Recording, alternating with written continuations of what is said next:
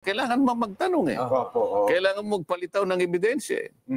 Paano mo ngayon mapangangatwiranan na ang dami palang ganitong mga anomalya kung hindi ka kukuha ng tao na tutulong sa'yo. Kaya ko lang naimungkahi na kung sino man po ang gustong nagsalita na, ay nakausap ko na po yung DOJ na nakahanda po silang tulungan kayo. Basta sasabihin po ninyo yung katotohanan at maituro ninyo yung mga taong nasa likod. Ayun. Mas malalaki sa inyo. Ang nangyari nga lang, bumaligtad naman ang DOJ. Yun nga. Akalain mo naman, ito yung nakakapagtaka eh. Opo. Kausap ko ang Secretary ng Department of Justice, Linggo. Kausap ko yung kanyang USEC, siguro Biyernes o Sabado. At nakausap ko pa, bago ko uli makausap ang Department of Justice Secretary Boyeng Remulla. Alam nyo naman na magkaibigan kami. Ay, opo, kahit sa Congress pa, So, kinumit niya sa akin yun. Okay yan, sabi niya gano'n. Ang totoo niyan, partner naman namin kayo, ang Senado, para maipasa natin itong Whistleblowers Act. Pagtulong-tulungan natin yan. Sige, pangako muna sa kanila na mabigyan natin sila ng provisional immunity. Kaya malakas ang loob ko sapagkat alam ko nakahanda siya na tulungan kung sino man ang tatayo talaga na magsasabi na ng totoo. Dito wala pa kayong tinutukoy kung sino? Wala pa. Nahihinuha ko lang. Sabi ko, baka sakali. Baka magturo. Kasi kako, na-upload ko na ito nung nakaraang hearing. Baka kako merong... gusto at saka sa programang ito, Sen, noong Biyernes. Baka merong magkusa. Kailangan nakahanda ako. Kaya nga, tumawag na ako sa'yo. At mabuti naman kako, tumawag ka na rin sa akin para makonfirma natin na magkaugnay tayo sa layo ng ito. Yung Witness Protection Program, legitimate na remedyo ito eh. Nasa batas ito eh. Pagkatapos sinabi niya, hindi ko basta ma-approve yan. Kinakailangan mo nang isoli muna niya yung mga nakulimbat nila. Ito na po yung magkapalitan na po eh. Magkapalitan na ito. Paano mangyayari yun?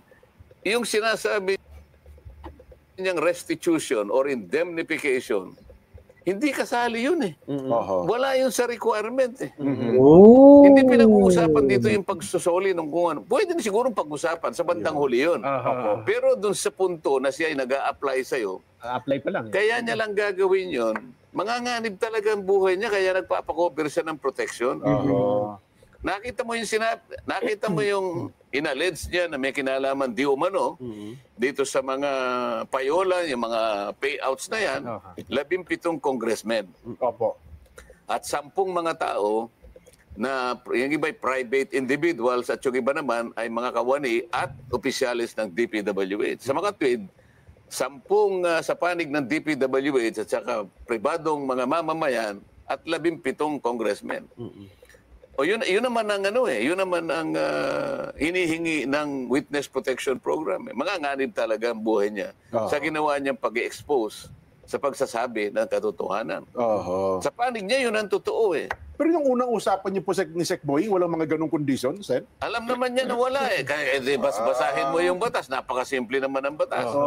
Ngayon, ito naman aming bagong Pangulo ng Senado ngayon. Yun ang kanyang idinadahilan kung bakit yung sulat na binigay ko na dapat pirmahan niya para umabot sa Secretary of Justice, nag-research naman ako sabi niya. Ayun na nga po, hindi na nakita ko na kinakailangan palang magsoli. Ang aking kinalulungkot dito, kung talagang nag-research sila, bakit hindi nila binasa yung batas? Wala namang sinasabing gano'n na magbayad ka muna. Isauli mo muna kung ina-allege na ninakaw mo o ano man. Walang iniwan sa yung i-rescue kita. Halimbawa, merong kidnap for ransom. Halimbawa, itong cameraman natin. I-rescue kita pero magbayad ka muna. Iba si Marco Lee. Parang mali eh. Kaya mo siya bibigyan ng protection at hindi mo siya ihingi ng kahit ano. Dahil nga doon sa kanyang pagpapahayag, doon sa kanyang pagtulong sa iyo, sa panig ng Estado, magsasabi na siya ng totoo. Kasi mahirap eh. Kung walang tatayo na magwi-witness, sinong mauhuli natin?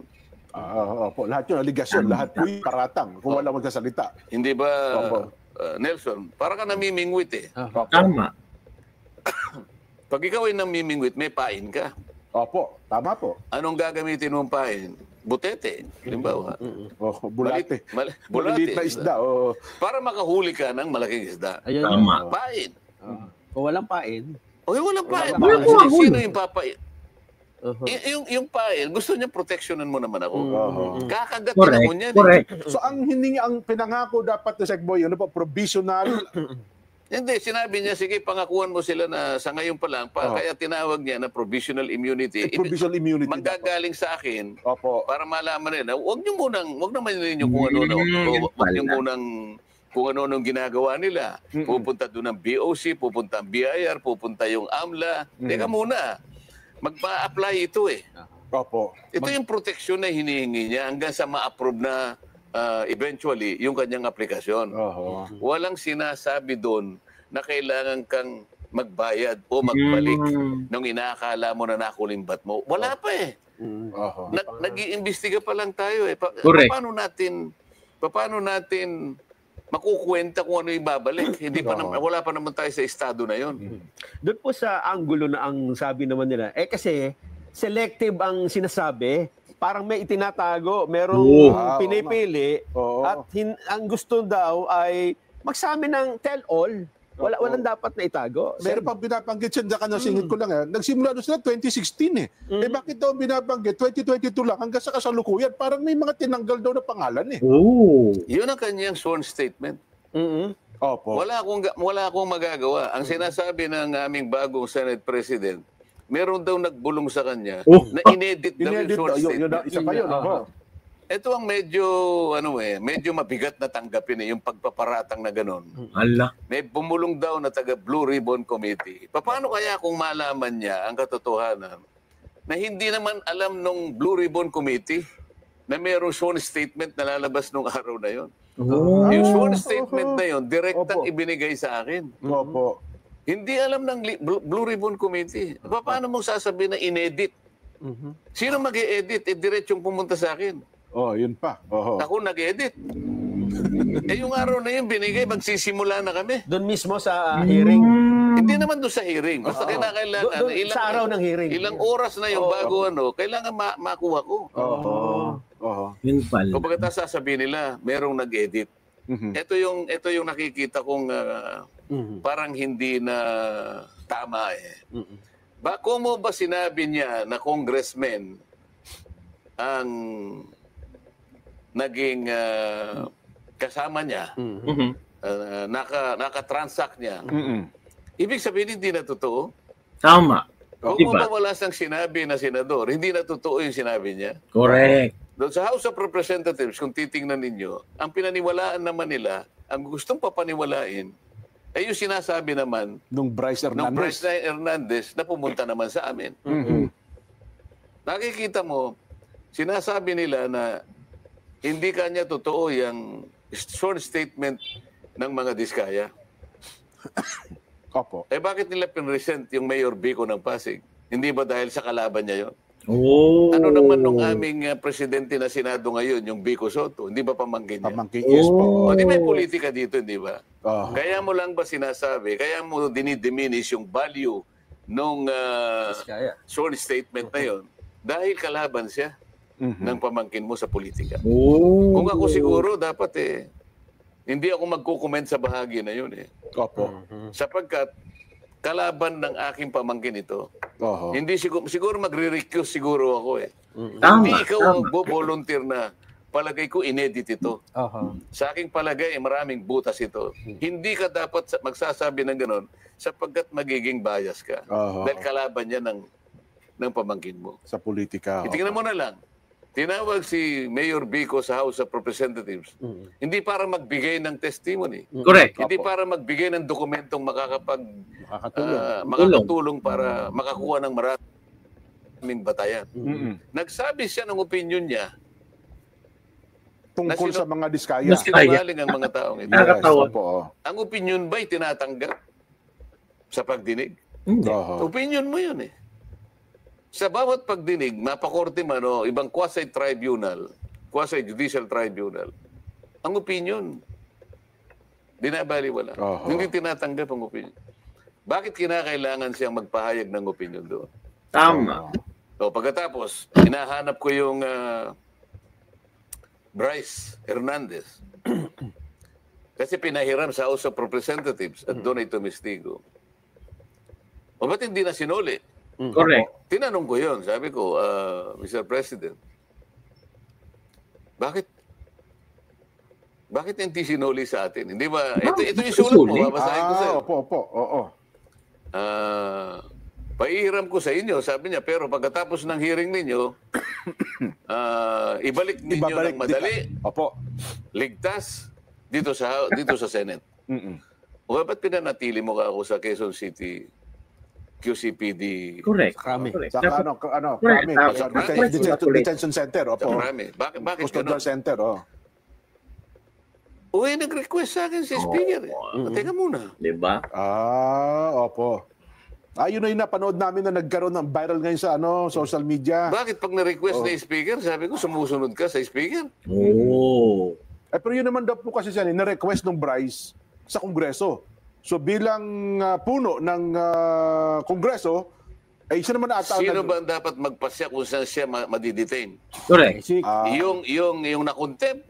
O yung otoridad na nag-contempt? Correct. Contempt. Kayo, nakastanding yung contempt order ng Senado. Hindi ka pwedeng mamili kasi ikaw ay nasa legal custody ng Senate. Nanganganib daw po siya doon, Sen.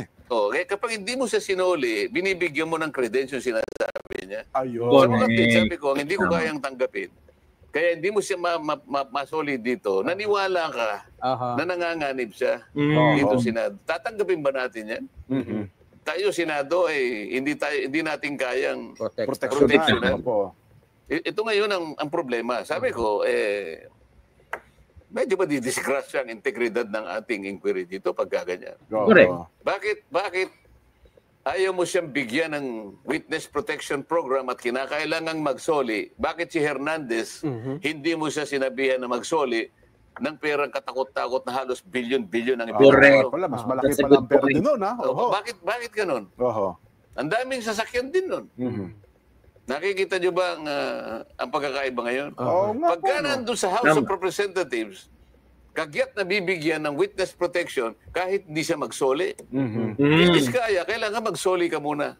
Tingnan po ninyo ang pagkakaiba. Correct. Unfair. Hindi naman daw ata humihingi na maging witness itong si Bryce Hernandez sa i-cover nga. Yun nga yung gusto nilang mangyari. Magsabi ka lang ng totoo. Merong nag-text sa akin. Isa sa mga tumutulong na legal officer sa mga diskaya. May kinausap siya ng isang congressman daw. Maglaglag din kayo ng senador para hindi kayo makontempt. Ganito na ba? Tingnan ninyo, historically, ano ba nangyari kay Grijaldo, hindi ba? Ganon, sila yung gumagawa nun. Sa Senado, walang ganon yun ang nangyari kay Garma.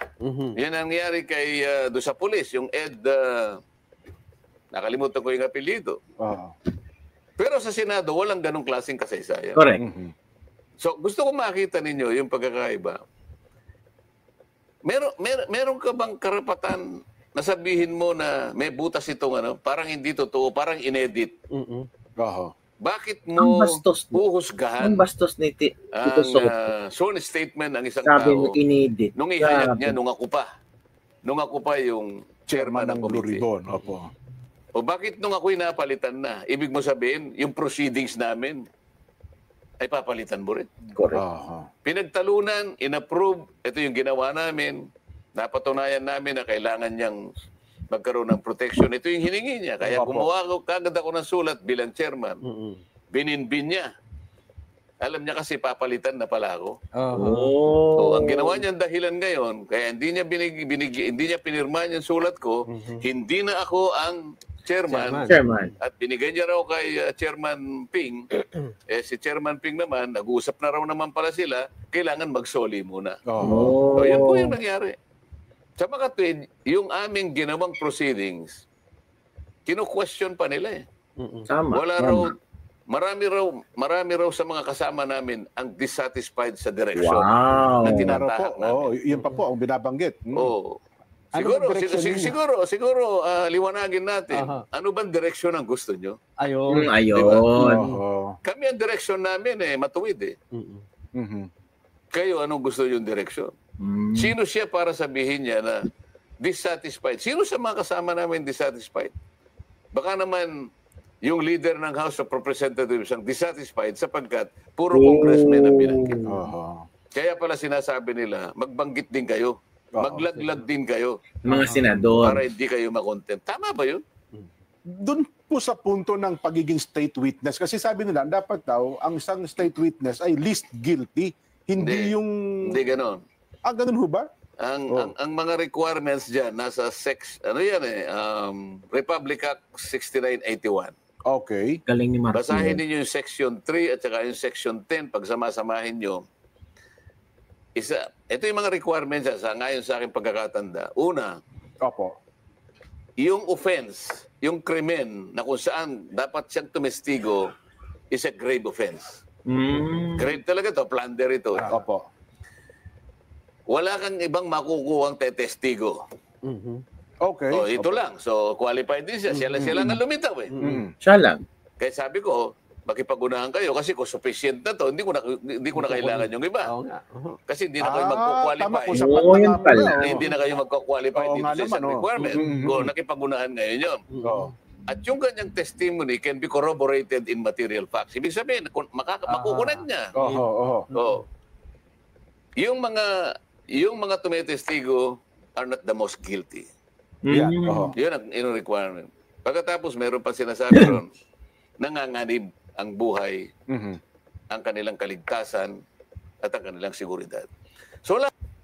So yun, kabibig, narinig natin si Senator Marcoleta at ang talagang ipinaliwanag niya ang nangyari doon sa Senado. Ang daming sinabi ni Senator Marcoleta at I think naintindihan ninyo ang kanyang pinopoint out.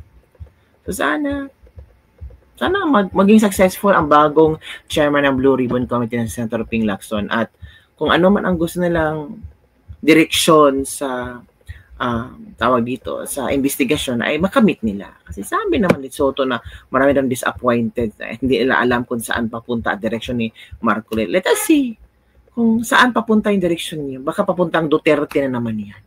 Yun lang kabibig. Don't forget to like, subscribe, and share this video. Bye everyone. See you next time.